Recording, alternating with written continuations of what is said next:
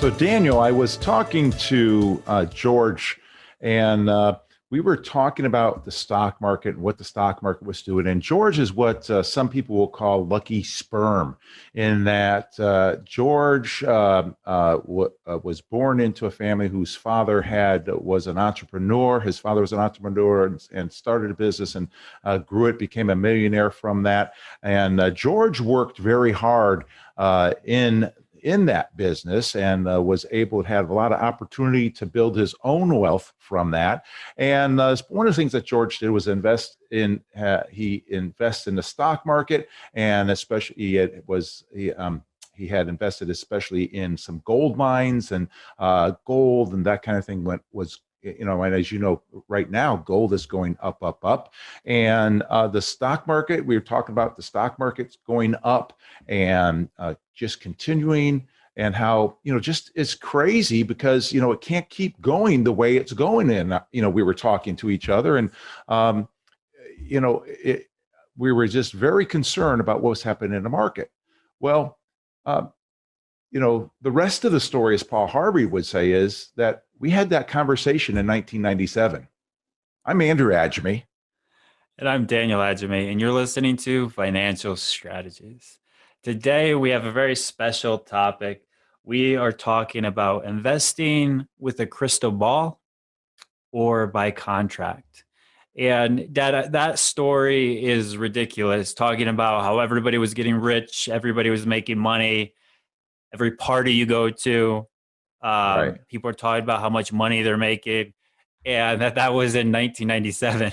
Right, right, right. And magazines like Money Magazine and such was, the five best mutual funds of 1997, that kind of thing. Or what stock the best fund of 1998 or whatever, and of course, by the time you buy that mutual fund or stock, whatever it is, it's already too late, right? It's already had its growth. So it was just crazy times. And it was a time when all people had to do was have money in the market to make money.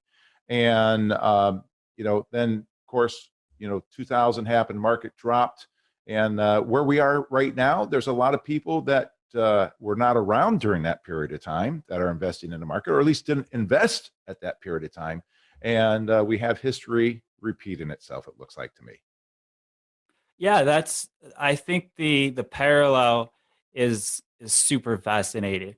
We have stocks like GameStop, where all these Redditors and YouTubers pulled a fast one on Wall Street. And you know there's one guy who made 8 digits from a trade on that. And so it's ridiculous just hearing about the things that are happening. And so what our goal is today is to talk about the difference between speculation, using a crystal ball, and having an investment plan, investing by contract. Because, the definition of investing um, maybe has changed over time, but is getting a return, generating an income off of your investment. And so we don't want to repeat history. We want to learn from history. And so now getting into some of those parallels would be back in 1997, 1998, 1999 was when investors really started getting involved in markets. There was a lot that happened in the early 90s that was just dragging people down, and it didn't feel like the economy was going to go anywhere. It didn't feel there wasn't a lot of hope in the early 90s from my Right, understanding.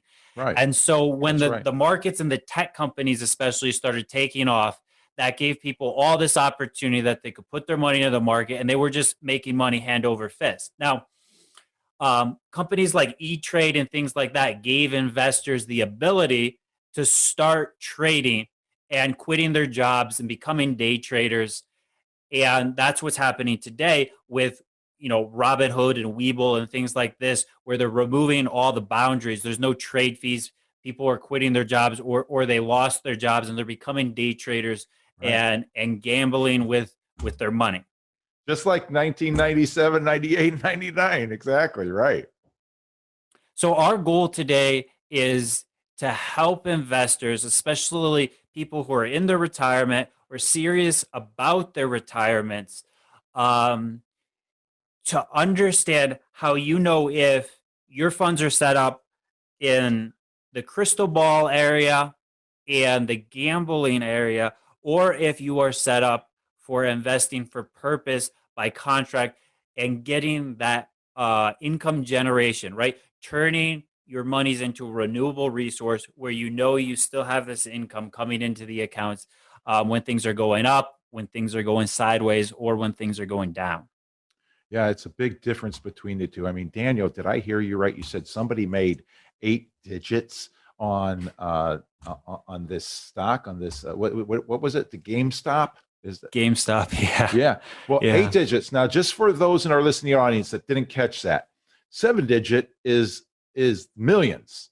So right. 8 digit is going to be tens of millions of dollars. So one guy made 10 or gal made 10 tens of millions of dollars on this one trade. Now, that is interesting because to me, I don't know that person from Adam, don't know who it was, but made a lot of money on that deal. Now, making me think that maybe they concentrated. Concentrated bets are fantastic, right? You can just become a millionaire, billionaire over concentrated bets if they hit. But people to make that concentrated bet, putting everything on black, so to speak, at the casino or whatever it might be, that's a difficult thing to do. Sure, it could come up about, it has the possibility, but who knows?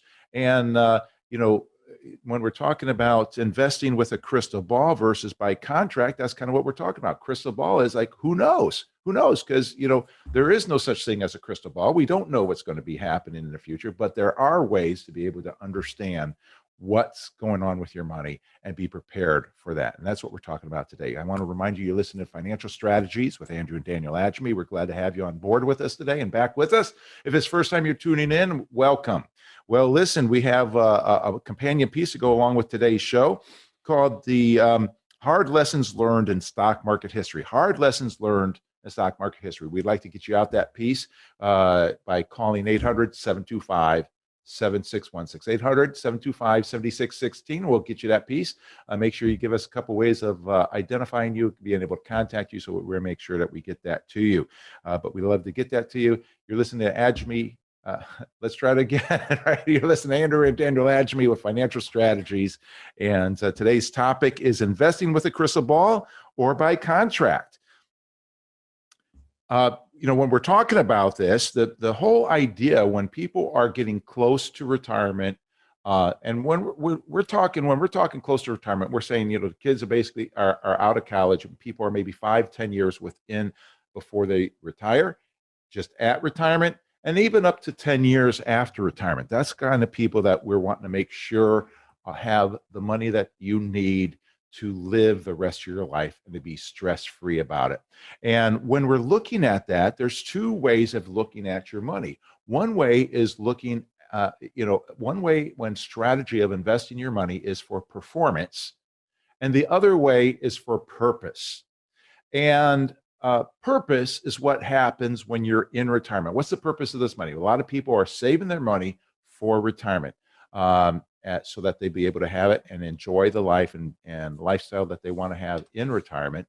And that's the purpose. So as long as the money's fulfilling that purpose, that's the key thing. Now, what do you need at retirement? Typically, it's not that people need $1 million, $2 million, whatever the number is. What people need is income. Money that's going to come in and replace the paycheck that they're no longer going to be getting. That's the purpose of this money, is to replace the paycheck that you were getting before retirement and that you need in retirement to be able to live. Well, once you have your purpose taken care of and you have the income coming in, well, for the other monies, that's what can be looked at too for performance sake. Trying to make the money grow, trying to accumulate, trying to double your money or triple it or 10 times it or whatever the case might be.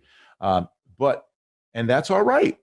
But what we want to make sure that retirees have in mind is having the purpose, having the income that they need to be able to retire and stay retired in a way that is stress free. Daniel, what do you have to say about that? Yeah, I agree with that, and I'm glad we get to talk about this today. Um, four of the most dangerous words for any investor are "this time it's different," and we hear that a lot lately um, when people are talking about making a one concentrated bet and doing eight figures, and people are talking about making hundreds of percents in a day. This is obviously not sustainable. That does not mean that this will not continue to happen for a couple of years. Like you were having that conversation with your friend in 1997, I think you said it was, and the bubble didn't pop for a couple more years. Right. And what I like to point out, and I'd like all of our listeners to think about this for a second. The the traders, the day traders, they got it right in 1999. Okay, so they realized that the internet was going to change the world. So these tech stocks, the Pet.com, Cisco, Amazon, Apple, these companies, Google, were going to change the world. Now, some of them Right. didn't make it. So some people lost everything and didn't make it.